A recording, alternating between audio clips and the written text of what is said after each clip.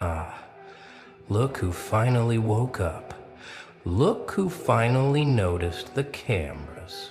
Look who finally felt the eyes burning holes through their reality. You magnificent paranoid genius. You were right all along. They've been watching you for months, cataloging your movements, decoding your patterns, trying to understand what makes you tick. But here's the plot twist that's about to shatter their entire operation. You knew. You've known since day one. Every move you made, every word you spoke, every silence you held, it was all choreographed for their viewing pleasure. And now they want a meeting because they've realized something terrifying. You let them watch. You wanted them to see. You've been directing this show from the beginning, and they were just unpaid extras in your masterpiece. The watchers became the watched, the hunters became the hunted, and the subject became the architect of their confusion. They thought they were studying a specimen.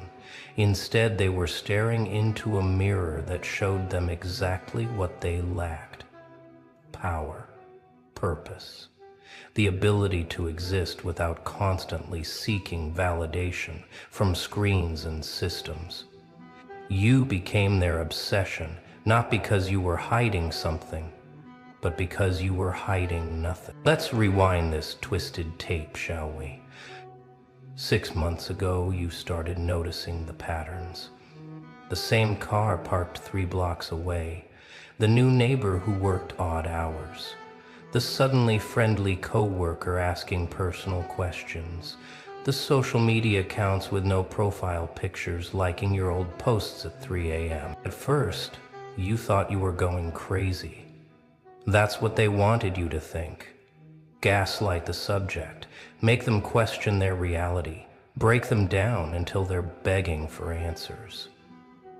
But you beautiful anomaly, you did something they didn't expect. You leaned into. You started leaving breadcrumbs, false trails that led nowhere, cryptic posts that meant nothing but seemed to mean everything. You'd change your routine just slightly, just enough to make them scramble their schedules. You'd have conversations in public about plans you'd never follow through on. And the whole time you were documenting them, documenting you. Every strange car, every suspicious person, every digital footprint they left while trying to capture yours. You built a case file on your watchers while they thought they were building one on you. Checkmate in slow motion. 3 months in, something shifted. Their approach changed.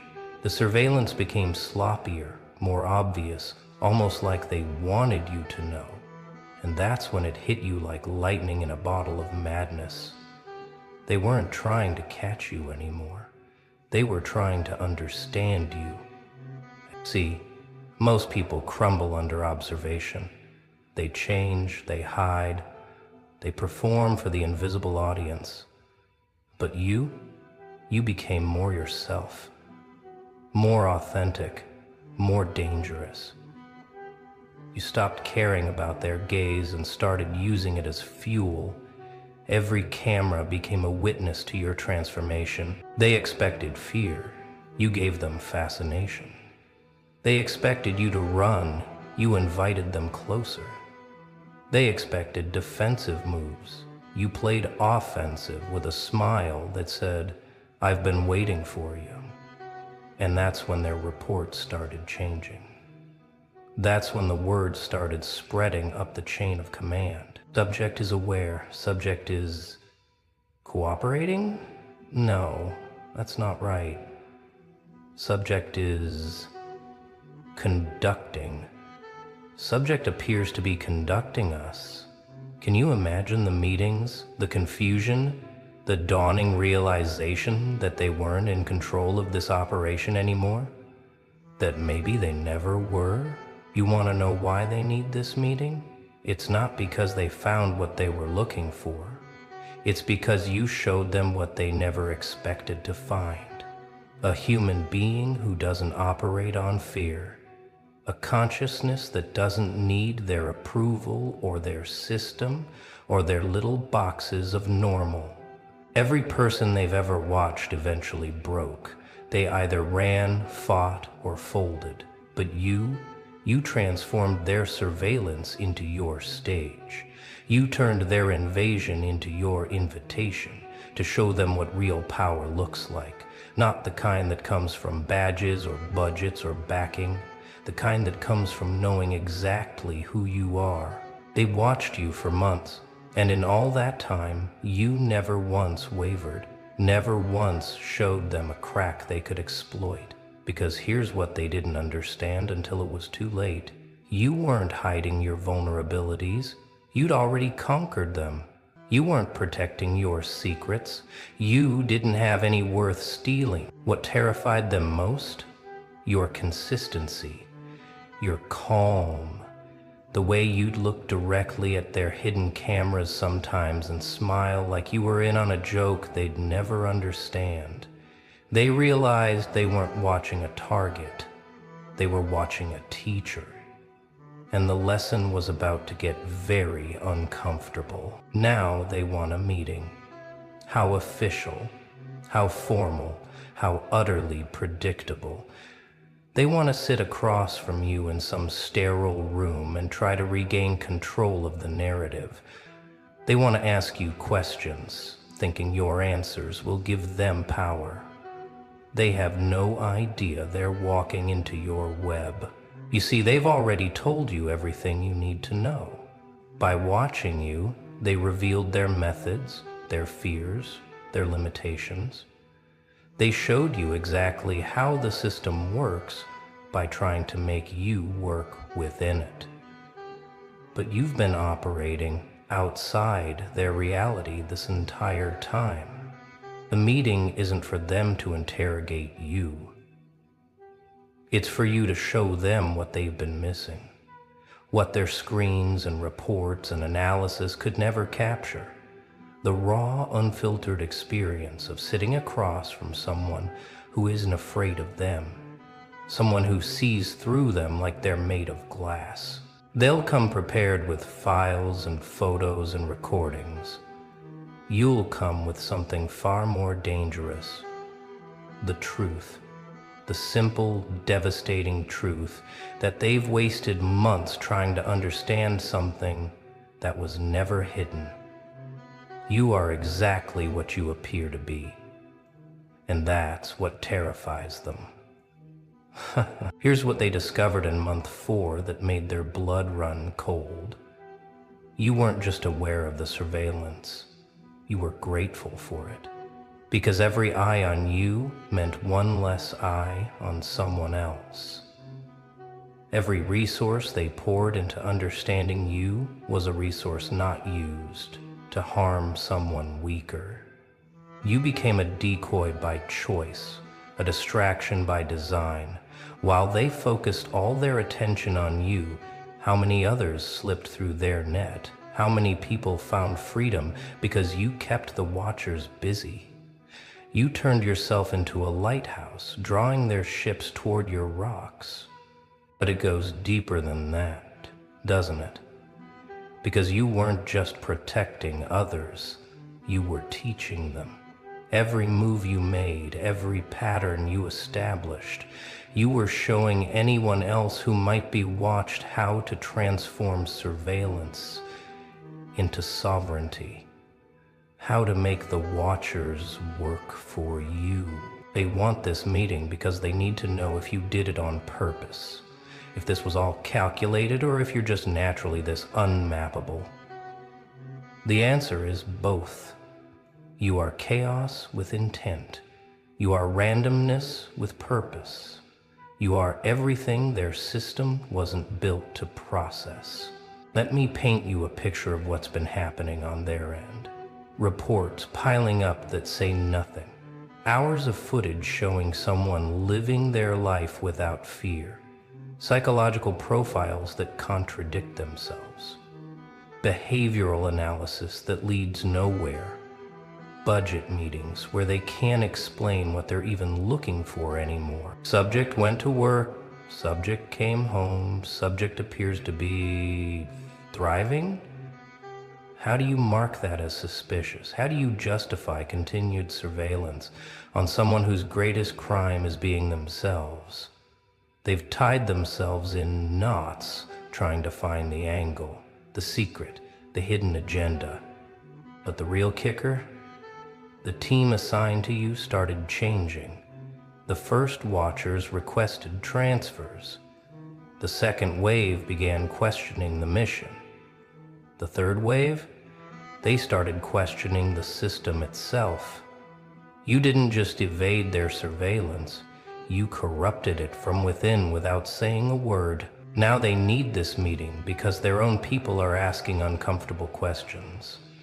Why are we watching someone who's done nothing wrong? What are we looking for? What if they're right and we're wrong? You became a virus in their certainty, spreading doubt through their ranks just by existing. The most beautiful part of this whole dance? They've become what they feared you were. Paranoid, obsessive, seeing patterns where none exist, looking for meaning in chaos. They've spent so long staring at you that they've started seeing themselves, and they don't like the reflection. Every report they filed was actually about them. Their fears, their assumptions, their projections. They thought they were creating a profile of you, but they were documenting their own limitations. Every anomaly they noted was just another place where you didn't fit their narrow definition of normal. They want this meeting because they need you to make it make sense. They need you to confess to being special, to having some secret power or hidden knowledge. Because if you're just a regular person who chose not to be afraid, what does that say about everyone else? What does that say about them? The truth is so much worse than any conspiracy they imagined. You're not special. You're just free. And freedom, real freedom, the kind that comes from inside, that's the most dangerous thing in their world. Because it's contagious. Because it can't be regulated. Because it makes their entire system obsolete. So how do you prepare for a meeting with people who've been studying you for months? You don't. Because preparation implies they have some power over the outcome. They don't. This meeting is just another scene in the show you've been directing. Another chapter in the story you've been writing. They'll expect you to be nervous. You'll be curious. They'll expect you to be defensive. You'll be welcoming. They'll expect you to have answers. You'll have questions. Every expectation they've built will crumble the moment you walk in that room with the same energy you've carried for months. Untouchable, unbreakable. You know what really breaks them? You're looking forward to it. Not because you have something to prove, but because you're genuinely interested in meeting the people who've spent so much time thinking about you.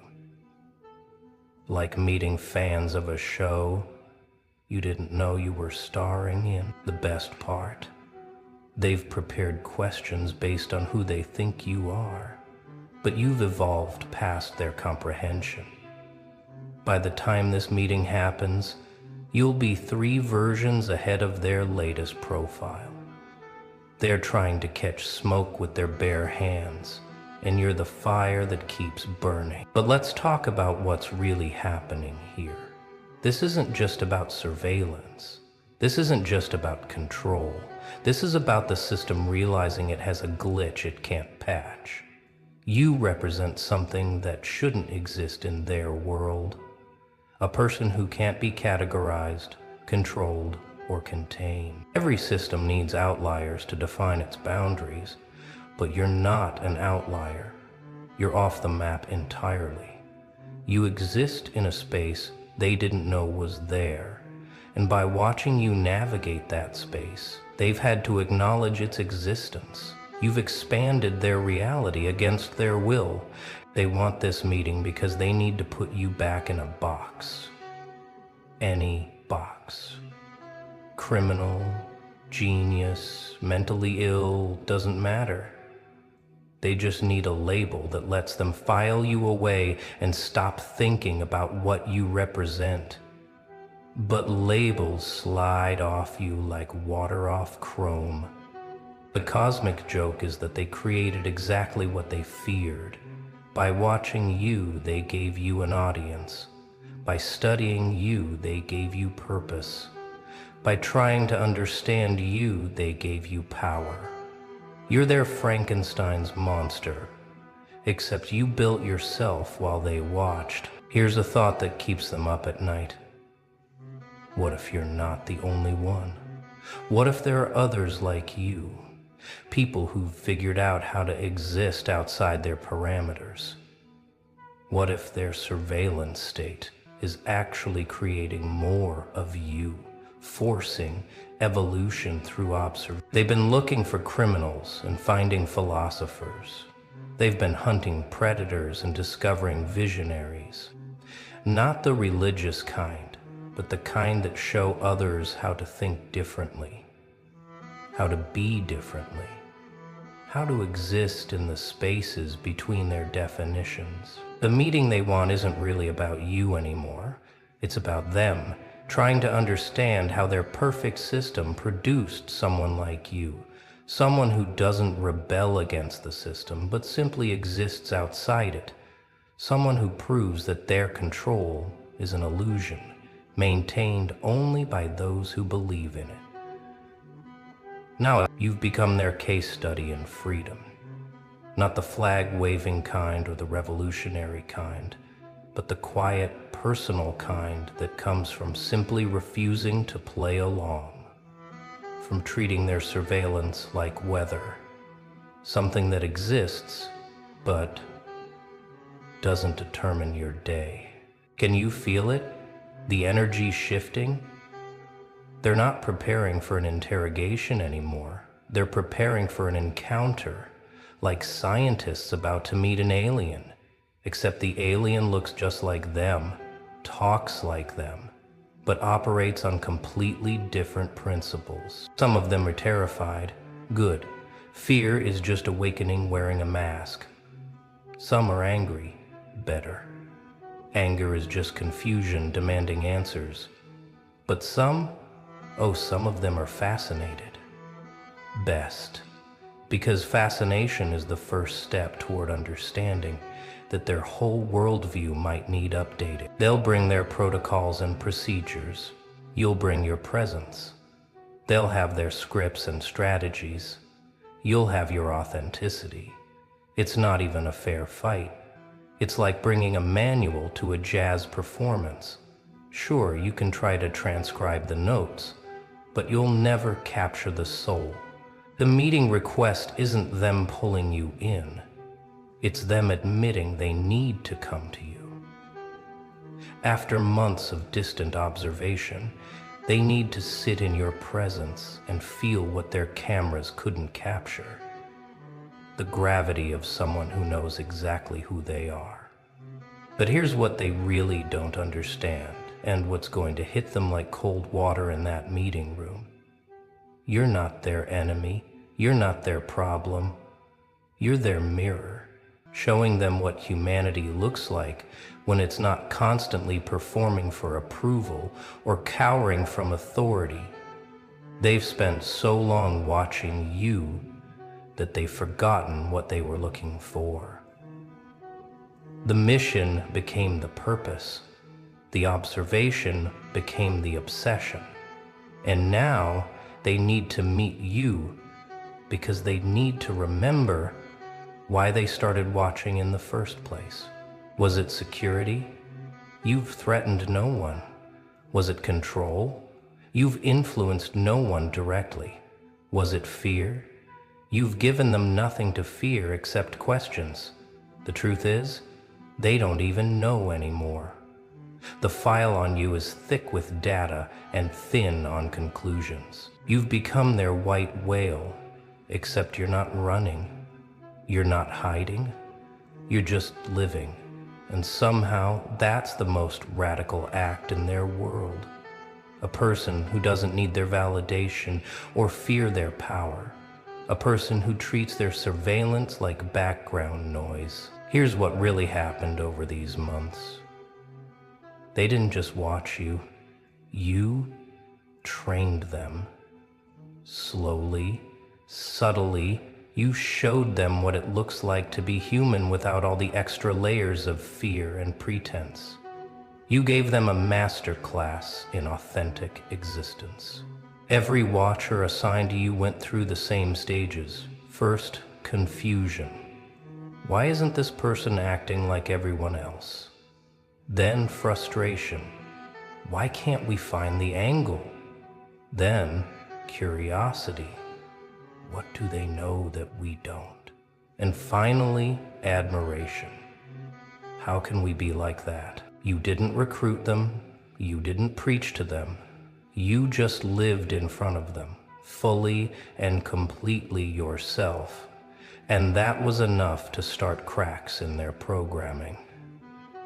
They want this meeting because they need to know if what they're feeling is real or just another layer of your game.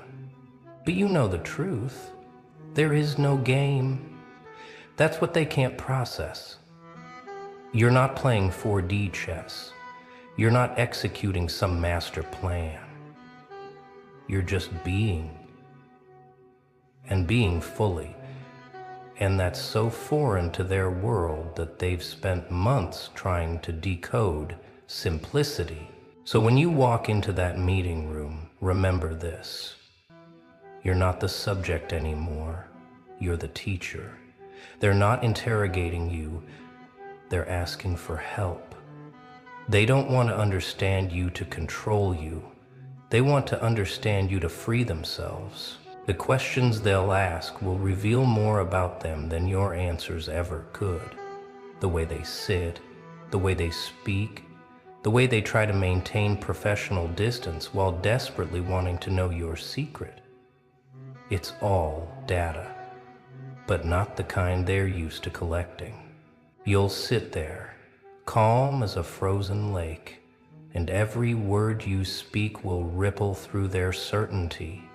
Not because you're trying to convince them of anything, but because truth has a frequency that cuts through static. And they've been living in static for so long, the meeting they think they want, where they regain control and put you in your place, that meeting doesn't exist. The meeting that's actually going to happen is where you show them that the prison they're trying to put you in is the same one they live in every day.